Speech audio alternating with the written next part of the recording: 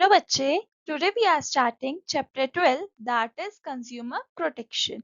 सबसे पहले हम चैप्टर के नेम को ही अंडरस्टैंड करते हैं क्योंकि उससे ही आइडिया मिल जाता है कि चैप्टर किस बारे में है। कंज्यूमर प्रोटेक्शन, यहाँ दो वर्ड्स है। फर्स्ट है कंज्यूमर, जो गुड्स या सर्विसेज परचेज करता है फॉर पर्सनल यूज, उसे हम कंज्यूमर कहते हैं। एंड प्रोटेक्शन मीन्स सेफ्टी या सेफगार्डिंग। मतलब सिंपल वर्ड्स में क्या है, कंज्यूमर प्रोटेक्शन का मतलब है कंज्यूमर्स को अनफेयर बिजनेस प्रैक्टिसेस और एक्सप्लॉयटेशन से प्रोटेक्ट करना। ये चैप्टर बेसिकली कंज्यूमर के राइट्स और सेफ्टी के बारे में है। ओके, अब चलते हैं कि अगर डेली लाइफ से इसे कनेक्ट करें तो क्या है, हम सब डेली लाइफ में कंज्यूमर्स हैं। एग्जाम्पल है, हम क्लोथ्स बाय कर रहे हैं, फूड आइटम्स परचेज करते हैं, मोबाइल फोन्स हो गया, ऑनलाइन प्रोडक्ट्स वगैरह परचेज करते हैं, ऑर्डर करते हैं, सैलून एंड रिपेयर सर्विसेज वगैरह भी लेते हैं। सो इन सब सिचुएशन में हम क्या है, कंज्यूमर बन जाते हैं। लेकिन कई बार प्रॉब्लम्स भी होती है, जैसे अगर आपने ऑनलाइन ऑर्डर किया और डिफेक्टिव प्रोडक्ट मिल गया, रेस्टोरेंट में एक्सपायर्ड फूड मिल गया, शॉपकीपर्स ने एमआरपी से ज्यादा चार्ज कर लिया, एडवर्टीजमेंट में कुछ और दिखाया और प्रोडक्ट कुछ और निकला। तो क्वेश्चन ये है, कंज्यूमर को इन प्रॉब्लम से बचाया कैसे जाए, उन्हें प्रोटेक्ट कैसे किया जाए। इसी प्रॉब्लम को सॉल्व करने के लिए क्या बनाया गया, कंज्यूमर प्रोटेक्शन लॉज बनाए गए। क्लियर है? अब ऐसी प्रॉब्लम्स जो है डेली बेसिस पे कंज्यूमर्स फेस करता है मॉडर्न मार्केट में, वो समझते हैं। Adulteration of goods. Adulteration of goods means, adulteration का मतलब होता है प्रोडक्ट्स में क्या करना, मिलावट करना। एग्जाम्पल, आप डेली बेसिस पे देखते हो कि मिल्क में जो है वाटर मिक्स कर दिया जाता है, तो ये क्या हो गया, मिल्क का क्या हो गया, एडल्ट्रेशन हो गया, उसके अंदर मिलावट करना। ठीक है, फिर कई बार जो ओवर चार्जिंग होती है, शॉपकीपर क्या करता है, एमआरपी से ज्यादा चार्ज कर लेते हैं। लाइक दीज डेज आप देखोगे क्या है, जो एलपीजी सिलेंडर्स है वो क्या है, ब्लैक में मिल रहे हैं, तो ओवर चार्ज कर रहे हैं एक तरीके से। एक्चुअल में उसकी वैल्यू इतनी नहीं है, ओवर चार्ज किया जा रहा है उन्हें। फिर आता है पुअर क्वालिटी गुड्स। कई बार सर्विसेज भी क्या होती है, कभी कभी इतनी पुअर क्वालिटी की होती है। फॉर एग्जांपल, आपने रिपेयर सर्विस ली और प्रॉब्लम सॉल्व ही नहीं हुई, जो आपके मोबाइल में जो है या किसी भी प्रोडक्ट में आपके प्रॉब्लम थी वो सॉल्व ही नहीं करी रिपेयर सर्विस वाले ने। तो ये क्या है, सर्विसेज में भी जो है क्या हो जाता है, कई बार क्वालिटी भी क्या होती है प्रोडक्ट्स की, वो पुअर होती है। सो इसके अंदर दोनों चीजें आ जाएगी, क्वालिटीज भी आ जाएगी एज वेल एज प्रोडक्ट्स भी आ जाएंगे। ठीक है, सो इन प्रॉब्लम्स से कंज्यूमर्स को क्या करना चाहिए, प्रोटेक्ट करना नेसेसरी है। सो इसीलिए क्या लाया गया, कंज्यूमर प्रोटेक्शन एक्ट 2019 लेकर आया गया। कंज्यूमर को मिसलीडिंग एडवर्टीजमेंट, फेक प्रोमिस करते हैं एडवर्टीजमेंट के दौरान, डिफेक्टिव गुड्स वगैरह दे दिए जाते हैं। सो इन्हीं को प्रोटेक्ट करने के लिए क्या है, कंज्यूमर प्रोटेक्शन लॉज बनाए गए। और क्या इंट्रोड्यूस करा गवर्नमेंट ने, CPA 2019, that is consumer protection act 2019। सवाल आता है कि कंज्यूमर है कौन। कंज्यूमर वो पर्सन होता है जो गुड्स क्या करता है, परचेज करता है। Not only goods, goods purchase करेगा, सर्विसेज क्या करेगा, हायर करेगा। किसके लिए, for personal use, not for the purpose of reselling. Reselling नहीं करेगा वो। ठीक है, सो इम्पॉर्टेंट पॉइंट है ये। वो किसके लिए यूज करेगा, अपने पर्सनल यूज के लिए करेगा, ना कि रीसेल करने के लिए गुड्स को या सर्विसेज को। ओके, एग्जाम्पल की बात करते हैं। अगर आपने मोबाइल क्या किया, अपने लिए, अपने यूज के लिए परचेज करा, अपने लिए बाय करा, देन यू आर कंज्यूमर्स। लेकिन अगर कोई शॉपकीपर मोबाइल्स को परचेज कर रहा है एंड आफ्टर दैट वो उसे रीसेल कर रहा है, तो वो जो है कंज्यूमर नहीं कहलाएगा, he is not a consumer. ठीक है, ये 3 पॉइंट्स वही आपको जो डेफिनेशन में मिल गई यहाँ दिए हुए हैं। एग्जाम्पल मोबाइल फोन वाला मैंने आपके साथ डिस्कस कर दिया। अब आते हैं कि कंज्यूमर प्रोटेक्शन का मतलब क्या है। सो कंज्यूमर प्रोटेक्शन का मतलब है कंज्यूमर को अनफेयर ट्रेड प्रैक्टिसेस और एक्सप्लॉयटेशन से क्या करना, प्रोटेक्ट करना। इसका मेन मोटिव क्या होता है, इसका मेन एम क्या होता है, ये इंश्योर करके चलता है कि जो है लोगों को क्या, उनके साथ फेयर ट्रीटमेंट हो, उन्हें सेफ प्रोडक्ट्स मिले, क्वालिटी गुड्स मिले, करेक्ट इंफॉर्मेशन दी जाए, फेयर प्राइसेस दे। तो ये सारे क्या होते हैं, ये सारी चीज़ें वो इंश्योर करता है कि कंज्यूमर्स के साथ फेयर ट्रीटमेंट हो, लोगों को एक्सप्लॉयटेशन से बचाया जाए, और जो भी क्वालिटी गुड्स है एंड सर्विसेज है उसका हक उन्हें मिले, कि कंज्यूमर्स का हक है कि अगर वो गुड्स एंड सर्विसेज परचेज कर रहे हैं तो वो अच्छी क्वालिटी की हो। ठीक है, अब चलते हैं इम्पोर्टेंस क्या है कंज्यूमर प्रोटेक्शन की। सो कंज्यूमर प्रोटेक्शन एक इम्पॉर्टेंट क्यों है? सबसे पहला पॉइंट आता है कंज्यूमर इग्नोरेंस। कई कंज्यूमर्स को अपने राइट्स के बारे में नॉलेज ही नहीं होती, इसलिए बिजनेसेस क्या करते हैं, उनका एडवांटेज ले लेते हैं, उन कंज्यूमर को क्या करते हैं, वो इग्नोर कर देते हैं। सो इससे कंज्यूमर प्रोटेक्शन हो तो ये चीजें नेग्लेक्ट होती है, इसको रोका जा सकता है कि ये चीजें ना हो, कंज्यूमर को इग्नोर ना किया जाए, इवन उनको उनके राइट्स मिले। तो कंज्यूमर प्रोटेक्शन एक्ट ये इंश्योर करता है कि कंज्यूमर इग्नोर ना हो और उन्हें उनके राइट्स मिले। फिर चलते हैं सेकंड पॉइंट पे, that is unorganised consumers. Consumers क्या होते हैं, स्कैटर्ड होते हैं, उनके पास कम उनके पास कंपनीज जैसी पावर्स नहीं होती है, इसीलिए ये प्रोटेक्शन बहुत जरूरी है। ये जो है कंज्यूमर प्रोटेक्शन एक्ट बहुत जरूरी है, ताकि कंज्यूमर्स को क्या मिल सके, उनके राइट्स मिल सके, वो प्रोटेक्टेड फील करे, उन्हें सेफ गार्ड फील करवाया जा सके। ओके, सो अनऑर्गेनाइज कंज्यूमर्स में क्या है कि उनके पास कंपनीज जैसी पावर नहीं होती है, तो कंज्यूमर्स भी क्या होते हैं, स्कैटर्ड होते हैं। इससे क्या है, जो बिजनेसमैन होते हैं, बड़ी बड़ी कंपनीज होती है, उनका एडवांटेजेस लेने के ट्राई करते हैं। ठीक है, तो उससे ये उसका बेनिफिट रहता है। फिर चलते हैं next, wide spread exploitation. Market में एक्सप्लॉयटेशन जो है बहुत कॉमन है, जैसे एडल्ट्रेटेड गुड्स मिल रहे हैं, डिफेक्टिव प्रोडक्ट्स हो गए, फेक ब्रांड्स हो गए।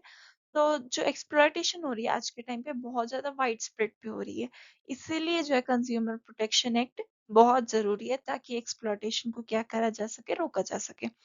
नेक्स्ट पॉइंट आता है long term interest of business. अगर बिजनेस कंज्यूमर्स को प्रोटेक्ट करेगा तो क्या होगा, उसकी उसके बिजनेस की क्या बनेगी, गुडविल बनेगी, लोगों को क्या होगा, उस पे ट्रस्ट इंक्रीज होगा, और वो कंपनी, वो बिजनेस, वो ऑर्गेनाइजेशन क्या कर सकता है, एक लॉन्ग टर्म प्रॉफिट जनरेट कर सकता है। तो इससे कंज्यूमर प्रोटेक्शन से क्या होता है, लॉन्ग टर्म इंटरेस्ट भी बनता है बिजनेस का। नेक्स्ट पॉइंट है सोशल रिस्पॉन्सिबिलिटीज। बिजनेस की क्या होती है, रिस्पॉन्सिबिलिटी होती है कि वो सोसाइटी को क्या करे, सेव करे, और उन्हें क्वालिटी प्रोडक्ट्स वगैरह प्रोवाइड करे। बिकॉज ओवरऑल जो उन्हें बेनिफिट हो रहा है, जो भी उन्हें प्रॉफिट मिल रहा है, वो कहाँ से मिल रहा है, सोसाइटी से मिल रहा है। बिकॉज सोसाइटी क्या है, उनके प्रोडक्ट्स को क्या कर रही है, कंज्यूम कर रही है। सो एज अ बिजनेसमैन उनकी भी रिस्पॉन्सिबिलिटीज है कि वो सोसाइटी को, अगर वो आपको पे दे रहे हैं, तो उन्हें आप अच्छा सर्व करो, सोसाइटी को सेफ रखो, उन्हें क्वालिटी प्रोडक्ट्स वगैरह दो, उन्हें हार्म ना हो ऐसे प्रोडक्ट्स ना दो।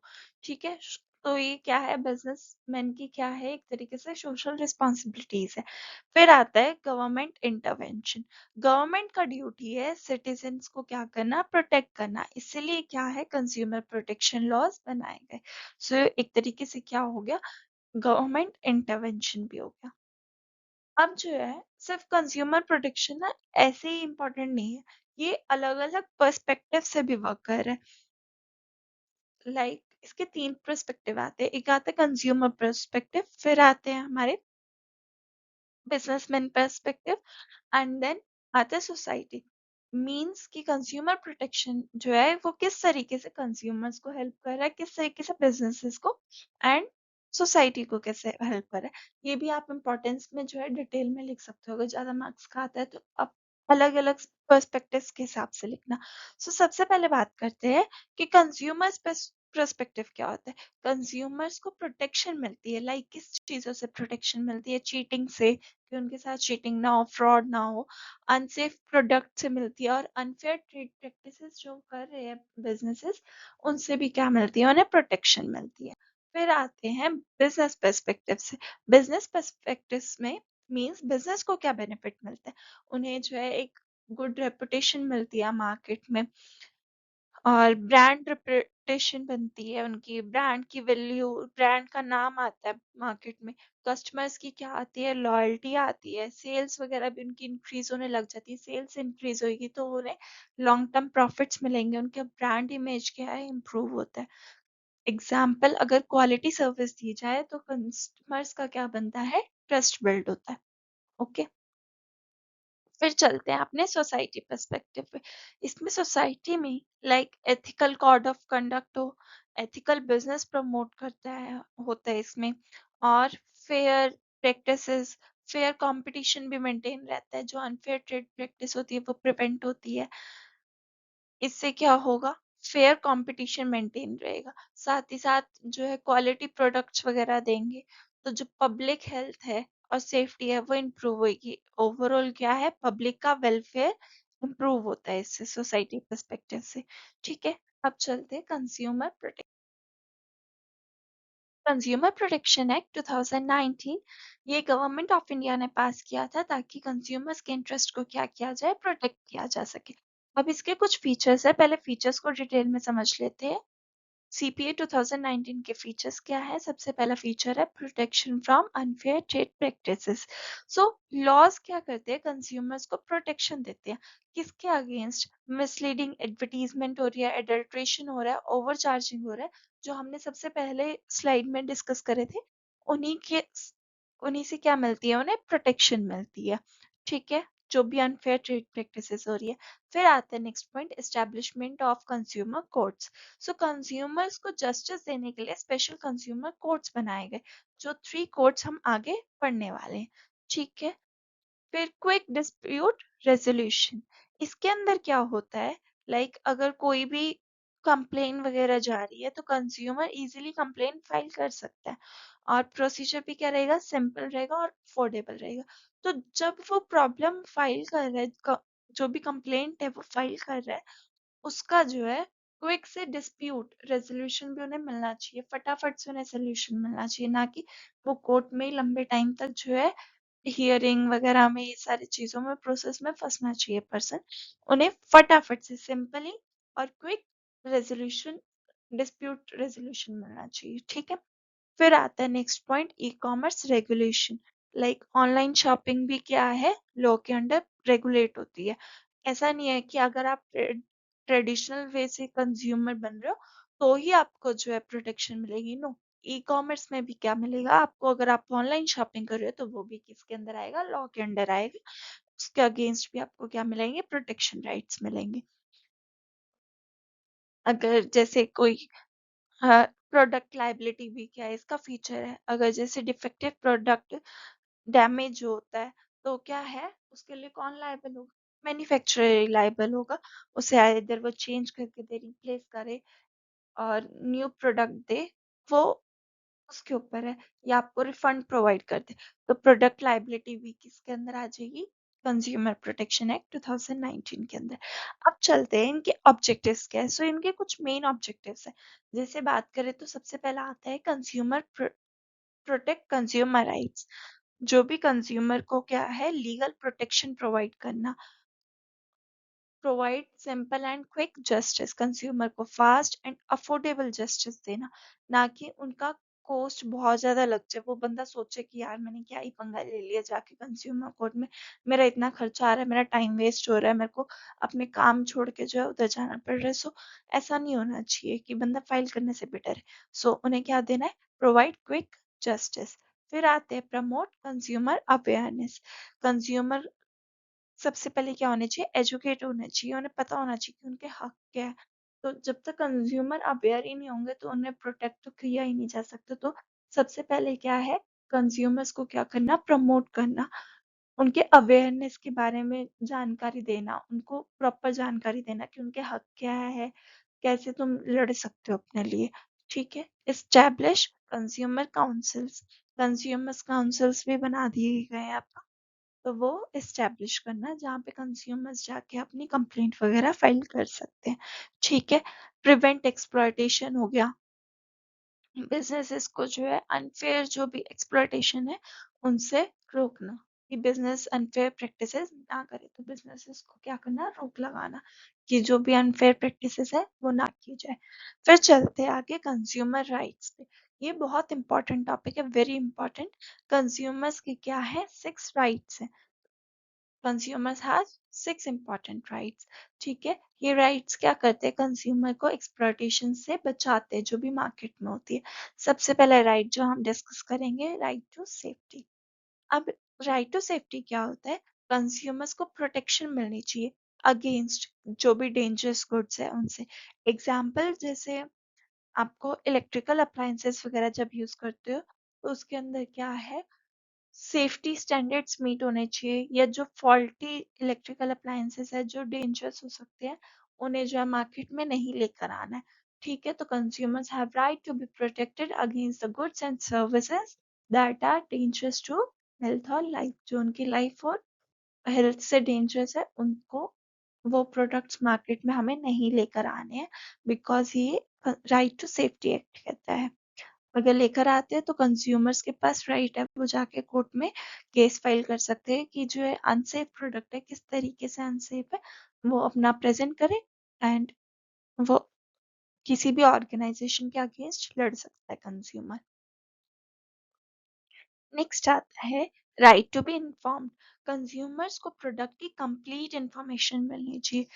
जो भी लेबलिंग वगैरह में आपको इंफॉर्मेशन जैसे प्रोवाइड होती है, किस तरीके से यूज करना है, क्या ingredients, expiry date, quantity, quality, price, ये सारी चीजें कंज्यूमर्स को कंप्लीट इंफॉर्मेशन देनी है। हाउ टू यूज प्रोडक्ट्स, कोई भी सेफ्टी मेजर है किससे अवॉइड करना है, किन जैसे बच्चों से, 3 साल के बच्चों को इससे दूर रखना है, उनके लिए नहीं है, ऐसे क्या है, लेबल्स पे सारी चीजें मेंशन होती है, आप लेबल रीड आउट करना, वहां सारी इंफॉर्मेशन दी होती है। क्यों दी होती है, बिकॉज ये उनका राइट है कि उन्हें सारी इंफॉर्मेशन दी जाए। ठीक है, फिर आते हैं हम नेक्स्ट पे, राइट टू चूज। कंज्यूमर को फ्रीडम होनी चाहिए डिफरेंट प्रोडक्ट्स में से चूज करने की। फॉर एग्जाम्पल डिफरेंट ब्रांड्स और मोबाइल फोन्स जो है आजकल मार्केट में अवेलेबल है, सो उन्हें फोर्सफुली एक ही प्रोडक्ट नहीं ऑफर किया जा सकता कि आपको यही मोबाइल लेना पड़ेगा, हमारे पास तो यही है मार्केट में, एक ही आता है। उन्हें डिफरेंट डिफरेंट वेराइटीज मिलनी चाहिए एक ही प्रोडक्ट की at competitive prices। ठीक है, सो दैट कंज्यूमर्स जो है अपने लिए बेस्ट चूज कर सके। ठीक है, अलग अलग प्रोडक्ट्स में से। Right to be heard.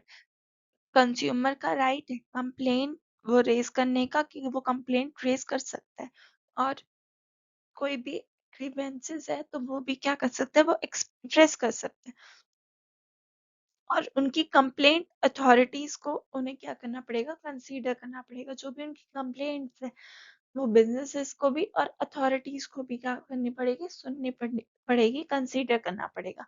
ठीक है, सो ये क्या है, कंज्यूमर का राइट है, राइट टू बी हर्ड, कि उन्हें सुना जाए अगर उन्हें कोई भी दिक्कत आ रही है, तकलीफ आ रही है। ठीक है, नेक्स्ट आता है right to seek redressal. Consumers compensation demand कर सकते हैं अगर उसे प्रोडक्ट क्या मिले, डिफेक्टिव मिले, पुअर सर्विस मिले, तो वो अपनी डिमांड रख सकता है कि उसे कंपनसेट किया जाए, आइदर उसे प्रोडक्ट एक्सचेंज करके दिया जाए, उसे रिफंड मिलना चाहिए। कुछ भी आप ऑनलाइन परचेज करते हो, अगर आपको पसंद नहीं आता तो आप अपना प्रोडक्ट वापस रिटर्न करके क्या आपको मिल जाता है, रिफंड मिल जाता है। अगर आपको साइज का इश्यू है, आपको प्रोडक्ट पसंद आया है, तो आपको साइज क्या है, एक्सचेंज होके मिलता है। सो ये किसके थ्रू मिलता है, राइट टू सीक रिड्रेसल के थ्रू। ठीक है, ये राइट है आपका, इसलिए आपको मिलता है। फिर चलते हैं right to consumer education. Consumers को अपने राइट्स के बारे में नॉलेज होनी चाहिए। एग्जाम्पल क्या है, जैसे गवर्नमेंट ने इंसेंटिव्स वगैरह चलाए, लाइक जागो ग्राहक जागो, तो ये क्या है, गवर्नमेंट के कैंपेन्स है। ठीक है, जिसके अंदर जो है कंज्यूमर्स को बोला जा रहा है कि अपने राइट्स के बारे में जानो, जाग जाओ, कंज्यूमर्स जाग जाओ, लाइक दिस वे। ठीक है, उन्हें नॉलेज दी जाती है कि उनके राइट्स क्या है, उन्हें अवेयर किया जाता है। अब चलते हैं हम आगे, ये रिस्पॉन्सिबिलिटीज क्या होती है कंज्यूमर्स की। हाँ जी, तो हम कहाँ थे, रिस्पॉन्सिबिलिटीज ऑफ कंज्यूमर्स। कंज्यूमर्स की रिस्पॉन्सिबिलिटीज भी होती है। फॉर एग्जाम्पल अगर वो कोई परचेज कर रहा है तो उसे बिल लेना जरूरी है, विदाउट बिल उनका जो है प्रोडक्ट कंसीडर नहीं किया जाएगा, या वो अपना कोड में केस नहीं लड़ सकते अगर उनके पास बिल नहीं है किसी भी चीज़ का। इससे कैसे प्रूफ होगा कि हाँ, उसने ये चीज़ उसी शॉपकीपर या उसी बिज़नेसमैन से ली है, उसी बिज़नेस रिलेटेड है। ठीक है? सो बिल लेना बहुत ज़रूरी है। अगर आप सामान ले रहे हो, सबसे पहले क्या चेक करो, अपना एक्सपायरी डेट चेक करो। प्रोडक्ट की इंस्ट्रक्शंस को फॉलो करो। अगर कोई प्रोडक्ट की इंस्ट्रक्शंस वगैरह दे रखी है आपको, कंप्लेंट कंप्लेन फाइल करना है अगर चीटिंग हो, तो ये सारी क्या है, रिस्पॉन्सिबिलिटीज है और जो उन्हें पता होनी चाहिए। लाइक प्रोडक्ट की क्वालिटी के बारे में, वही प्रोडक्ट्स को किस तरीके से यूज करना है, ये क्या होगी, रिस्पॉन्सिबिलिटीज होगी कंज्यूमर की। अब बात आती है कि कंप्लेन कौन फाइल कर सकता है। कंप्लेन फाइल कर सकता है कंज्यूमर खुद भी, कंप्लेन फाइल कर सकता है कोई भी कंज्यूमर एसोसिएशन है, वो फाइल कर सकती है कंज्यूमर्स के साथ खड़े होके। ठीक है? फिर सेंट्रल गवर्नमेंट हो गया, स्टेट गवर्नमेंट हो गया, वो भी फाइल कर सकता है, या कोई लीगल हायर है कंज्यूमर का, वो हो गया, या एक से ज्यादा कंज्यूमर है जिसको सेम इशू आ रही है, तो वो भी साथ में खड़े होके क्या कर सकते हैं, कंप्लेन फाइल कर सकते हैं, एक ग्रुप बना के। ठीक है? अब आते हैं कंज्यूमर रिड्रेसल मशीनरी। मतलब ये जो 3 लेवल्स है, 3 फॉरम्स है, हम उसके बारे में पढ़ेंगे। इसके अंदर कंज्यूमर्स के डिस्प्यूट्स को सॉल्व करने के लिए 3 लेवल्स ऑफ कोर्ट्स बनाए गए हैं। सबसे पहले आता है हमारा डिस्ट्रिक्ट फोरम, या बोले डिस्ट्रिक्ट कमीशन। फिर आता है स्टेट, एंड आफ्टर दैट आता है नेशनल। ये quick and affordable justice provide करते हैं। इसके अंदर क्या होता है, जो भी कंज्यूमर्स को डिस्प्यूट्स हो रहे हैं वो सारे सॉल्व किए जाते हैं। ठीक है? सबसे पहले आता है डिस्ट्रिक्ट कमीशन। डिस्ट्रिक्ट कमीशन क्या है, ये डिस्ट्रिक्ट लेवल कोर्ट होता है। ये केसेस हैंडल करता है अप टू 1 करोड़। ओके? इसके फंक्शन क्या होता है, कंप्लेन आएगी और हियरिंग वगैरह कंडक्ट करेगा, एंड आफ्टर दैट जो भी सोल्यूशन होता है उस बेसिस पे क्या कर दिया जाएगा, कंज्यूमर को कंपनसेट कर दिया जाएगा। फिर आता है हमारा स्टेट कमीशन। ये स्टेट लेवल कोर्ट होता है, ये 1 करोड़ टू 10 करोड़ हैंडल करते हैं। इसके भी सेम फंक्शंस होते हैं, बट जो अगर केस अगर कंज्यूमर के हक में नहीं आया डिस्ट्रिक्ट लेवल में, सपोज उसने बिजनेसमैन को सपोर्ट कर दिया एंड बिजनेसमैन उस केस में जीत गया, तो वो क्या कर सकते हैं, स्टेट कमीशन में आ सकता है कि अगर उसे वहां से रिजल्ट नहीं मिला तो वो आगे वाले कोर्ट में जाके अपना अपना हक रख सकता है कि हाँ, मेरे को हक मिलना चाहिए, बट वहां पे मेरे को कुछ नहीं होता है। जो भी लार्जर कंज्यूमर डिस्प्यूट्स होते हैं वो भी यहाँ सॉल्व होते हैं। प्लस अगर कोई डिस्ट्रिक्ट कमीशन का होता है तो वो भी यहाँ आ जाता है स्टेट कमीशन में। फिर आता है नेशनल कमीशन। अगर उन दोनों कोर्ट्स में अगर आपको वो नहीं मिला अपना रिजल्ट, तो आप किस में आ सकते हो, नेशनल कमीशन में आ सकते हो। ये हाईएस्ट कंज्यूमर कोर्ट होता है, ये जो है केस हैंडल करता है अबव 10 करोड़। ठीक है? ये दोनों पॉइंट्स मैंने आपको डिस्कस कर दिए। फिर आते हैं, अगर कंज्यूमर नेशनल कमीशन के डिसीजन से भी सेटिस्फाई नहीं होता तो वो क्या कर सकता है, अपील में जा सकता है। कहाँ पे, सुप्रीम कोर्ट में, और वहां का डिसीजन क्या होता है, फाइनल होता है। अगर आप वहां जीत गए तो वेल एंड गुड, अगर नहीं जीते तो आपका केस क्लोज हो जाएगा, आपको कंपनसेट नहीं दिया जाएगा। But most of the cases में आपको कंपनसेशन मिल जाता है अगर आप सही हो, आपके पास प्रॉपर प्रूफ्स है। ठीक है? सो कंज्यूमर को अपनी रिस्पॉन्सिबिलिटीज पता होनी चाहिए कि उसे बिल वगैरह लेना है, एक्सपायरी डेट्स वगैरह चेक करनी है। ये क्या है, कंज्यूमर्स की रिस्पॉन्सिबिलिटीज है। अगर आपको अनसेटिस्फाइड फील हो रहा है, आपके साथ जो है एक्सप्लॉयटेशन हो रहा है, तो आपको ये भी पता होना चाहिए कि आपको कोर्ट में जाना चाहिए। ठीक है? अब चलते हैं remedies available to consumers. Consumers को क्या रेमेडीज अवेलेबल होती है, कंज्यूमर कोर्ट्स जो है डिफरेंट डिफरेंट रेमेडीज देता है। जैसे कि जो डिफेक्ट है उसे हटा दो। लाइक अगर मोबाइल में जहाँ पे भी आपको डिफेक्ट आ रहा है, स्क्रीन में प्रॉब्लम है या उसका चार्जर में प्रॉब्लम है, चार्जिंग में, सो क्या कर दिया जाए, उसके डिफेक्ट को रिजॉल्व कर दिया जाए। अगर चार्जर प्रॉपरली वर्क नहीं कर रहा तो उसे चार्जर को रिमूव करके दूसरा चार्जर आपको दे दिया जाए। तो सबसे पहले तो डिफेक्टिव गुड्स को क्या करा जाए, रिमूव करा जाए। कई केसेस में क्या होता है, रिमूव कर दिया जाता है या फिर रिप्लेसमेंट भी दी जाती है कि आप कोई नहीं, ये प्रोडक्ट मत लो, आप दूसरा प्रोडक्ट ले लो। रिफंड ऑफ प्राइस, जो भी प्राइस है, एक्चुअल वैल्यू है, वो आपको वापस से क्या मिल जाए, रिफंड मिल जाए। जितने का हमने खरीदा वो आपको वापस कर दिया जाए। कंपनसेशन ऑफ लॉस, इसके अंदर क्या होता है, कंपनसेशन देना होता है। ठीक है। स्टॉपिंग अनफेयर ट्रेड प्रैक्टिसेस, ऐसे अनफेयर ट्रेड प्रैक्टिसेस को स्टॉप करना। ठीक है। ये क्या है, रेमेडीज जो अवेलेबल होती है, जो court, consumer courts as a remedies consumers को देते हैं। ठीक है।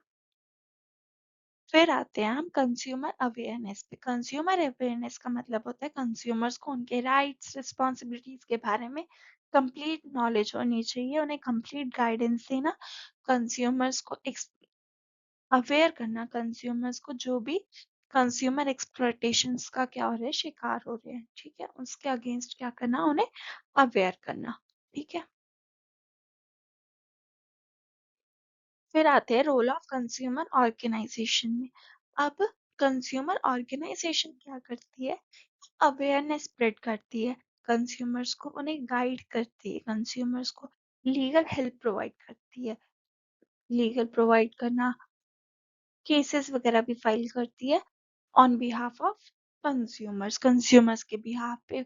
प्रोडक्ट्स की क्वालिटीज वगैरह क्या करती रहती है, वो चेक करती रहती है, डिफरेंट डिफरेंट प्रोडक्ट्स की। एग्जाम्पल क्या हो गया, ये तो कंज्यूमर ऑर्गेनाइजेशन के एग्जाम्पल है, consumer education and research centre and consumer guidance society of India. ठीक है। फिर चलते हैं, रोल क्या है हमारे एनजीओज का। अभी हमने किसका पढ़ा, कंज्यूमर ऑर्गेनाइजेशन का, अब पढ़ेंगे हम एनजीओज का। एनजीओज भी क्या करते हैं, कंज्यूमर्स को प्रोटेक्ट करने में हेल्प करते हैं। फॉर एग्जाम्पल, अभी हम आगे जो है, मैं आपको कुछ एग्जाम्पल्स दूंगी जो कंज्यूमर ऑर्गेनाइजेशन के हैं एंड एनजीओज के भी है। अभी ऑर्गेनाइजेशन के तो दो एग्जाम्पल हमने देखे, तो एनजीओ एक जो है, कॉमन एग्जाम्पल अगर बात करें तो एक है कॉमन कॉज। ठीक है। ये क्या करते हैं, ऑर्गेनाइजेशंस को, ये ऑर्गेनाइजेशंस बेसिकली वही, जैसे कंज्यूमर ऑर्गेनाइजेशंस वर्क करते हैं, वैसे ही एनजीओस वर्क करते हैं, कंज्यूमर्स को एजुकेट करते हैं, मींस अवेयरनेस कैंपेन्स वगैरह चलाते हैं, जिससे क्या हो, कंज्यूमर्स एजुकेट हो सके, उन्हें अवेयरनेस मिले। ठीक है। फिर आते कंज्यूमर कंप्लेंट्स वगैरह लेते हैं, कंज्यूमर्स के इंटरेस्ट को प्रोटेक्ट करते हैं, पब्लिश करते हैं प्रोडक्ट्स की रिपोर्ट्स की, उनकी क्वालिटीज वगैरह के बिहाफ पे प्रोडक्ट की रिपोर्ट वगैरह पब्लिश करते, क्वालिटीज चेक कंडक्ट करते, प्रोडक्ट को टेस्ट करते रहते हैं, और लीगल सपोर्ट भी हेल्प करते हैं, मींस वही कंप्लेंट्स वगैरह हैंडल करते हैं। अब ये कुछ क्या है, एग्जाम्पल्स है। ये बेसिकली तो आपको नाम पता होने चाहिए, कुछ याद रख लो नेम्स। जैसे consumer guidance society of India, ये क्या है, कंज्यूमर ऑर्गेनाइजेशन है, ये भी क्या है, कंज्यूमर ऑर्गेनाइजेशन है। फिर कॉमन कोज वॉइस सोसाइटी, ये क्या हो गया, हमारे एनजीओस वगैरह हो गए। ठीक है। फिर गवर्नमेंट इंसेंटिव्स की बात करें तो उन्होंने कैसे इंसेंटिव्स वगैरह, इनिशिएटिव्स वगैरह लिए, सॉरी, कि कंज्यूमर्स को किस तरीके से प्रोटेक्ट किया जाए, उन्हें किस तरीके से कंज्यूमर अवे, गवर्नमेंट ने लाइक अवेयरनेस कैंपेन्स वगैरह को लॉन्च किया गवर्नमेंट इनिशिएटिव्स में, जैसे जागो ग्राहक जागो कैंपेन हुआ। इसका बेसिकली एम क्या था, कंज्यूमर्स को एजुकेट प्रोवाइड करना, एजुकेशन देना फॉर देयर राइट्स, उनके राइट्स के बारे में, about their rights. Okay. Consumer helpline देना, कंज्यूमर प्रोटेक्शन एक्ट को लाना। तो ये क्या है, गवर्नमेंट के इनिशिएटिव्स है कंज्यूमर्स को प्रोटेक्ट करने के लिए। तो बच्चे यहीं हमारा चैप्टर खत्म होता है, एक बार कंक्लूजन देख लेते हैं। So students, consumer protection ensure करता है कि fair and ethical market place उन्हें मिले, और फेयर बिजनेस प्रैक्टिसेस हो, कंज्यूमर्स की सेफ्टी हो, उनके राइट्स वगैरह को क्या किया जाए, प्रोटेक्ट किया जा सके, क्वालिटी प्रोडक्ट्स मिले, कंज्यूमर्स की सेफ्टी को भी इंश्योर करके चलता है। बच्चे always remember that an aware consumer is a smart consumer. जब कंज्यूमर अवेयर होता है तो उसे क्या मिलता है, बेस्ट प्रोटेक्शन मिलती है अगेंस्ट दी एक्सप्लॉयटेशन। ठीक है। सो यही हमारा चैप्टर खत्म होता है। आपको कोई भी डाउट हो किसी भी पॉइंट पे तो आप मेरे को कमेंट्स में बताइए। नेक्स्ट वीडियो में हम इसके केस स्टडीज एंड एमसीक्यूज को सॉल्व करेंगे। ओके, आई होप सो आपको ये चैप्टर बहुत अच्छे से क्लियर हो गया हो। ठीक है, मिलते हैं नेक्स्ट सेशन में।